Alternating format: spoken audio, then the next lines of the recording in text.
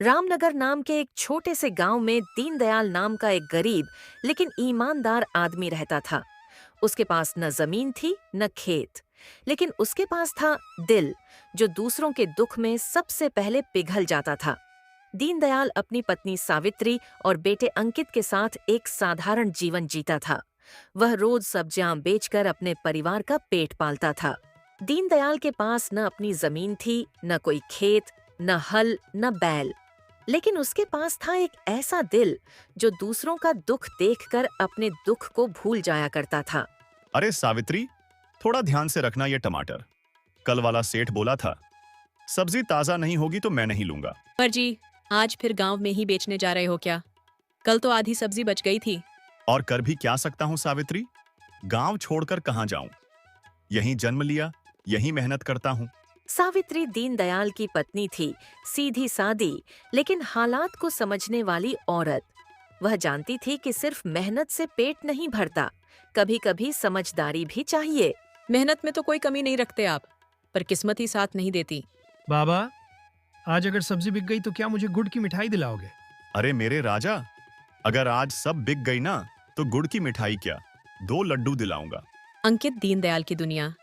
जिस बेटे के चेहरे की मुस्कान के लिए वह रोज भूखे रहना भी मंजूर कर लेता था। जी, खुद तो आप ठीक से खाते नहीं, बस बच्चे की फिक्र लगी रहती है। अगर मैं पेट भर खा लूं और मेरा बेटा भूखा सो जाए तो मैं खुद को इंसान कैसे कहूं। दीनदयाल की जिंदगी कागज पर भले ही गरीब लिखी जाती थी, पर उसके संस्कार किसी राजा से कम नहीं थे। हर सुबह सूरज निकलने से पहले वह सब्जियों की टोकरी उठाता और भगवान के आगे 2 हाथ जोड़कर कहता, हे भगवान, आज इतना दिला देना कि मेरे बच्चे का पेट भर जाए। मैं अपने लिए कुछ नहीं मांगता। यही था दीनदयाल, जिसके पास सब कुछ नहीं था, पर जो दिल से अमीर था, और यही उसकी सबसे बड़ी कमजोरी भी थी, जिसका फायदा आगे चलकर कोई और उठाने वाला था। दोपहर का सूरज सिर पर चढ़ चुका था।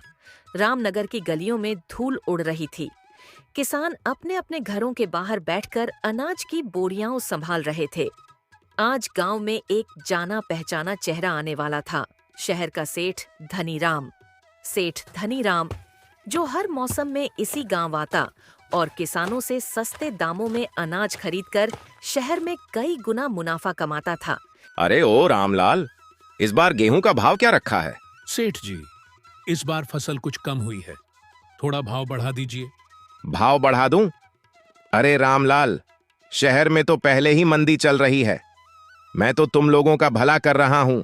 किसानों के पास न तो कोई और खरीदार था, न ही शहर तक पहुंचने का साधन। मजबूरी में उन्हें वही दाम मानने पड़ते जो सेठ तय करता। क्या करें सेठ जी, घर में बच्चे भूखे हैं। ठीक है, बोरियां तौल दो, शाम होने से पहले निकलना है। इसी भीड़ में दीनदयाल अपनी सब्जियों की टोकरी लेकर चुपचाप खड़ा था। किसी को हरी सब्जी चाहिए क्या? ताजी है, सुबह की तोड़ी हुई।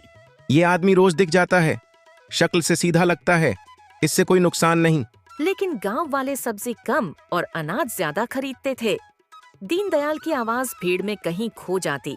शाम होते होते सेठ का सारा अनाज भर चुका था, लेकिन सूरज ढल चुका था। अरे, आज तो पता ही नहीं चला। अब निकलूं तो रात में रास्ता पड़ेगा। सेठ के मन में डर नहीं था।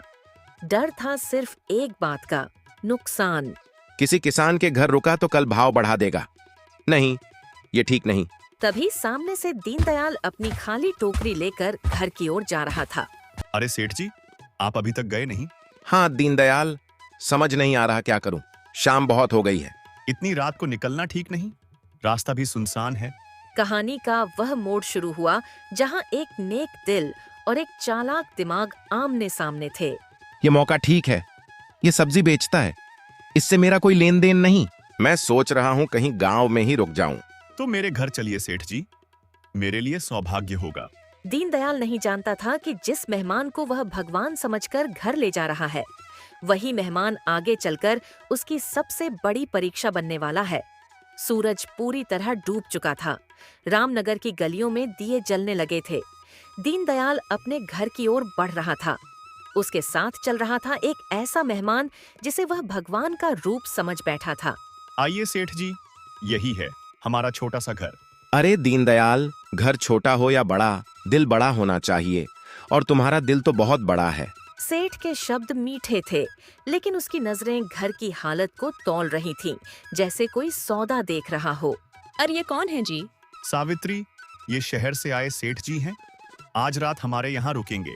नमस्ते सेठ जी। नमस्ते बहू जी, आपके पति ने तो मुझे अपना बना लिया। सावित्री मुस्कुरा तो दी, लेकिन उसका मन किसी अनजानी आशंका से भर गया। हमारे पास ज्यादा सामान तो नहीं है। कोई बात नहीं, मेहमान भगवान होते हैं। सावित्री चुप रह गई। वह जानती थी जब दीनदयाल यह वाक्य बोल देता है तो फिर कोई बहस बेकार हो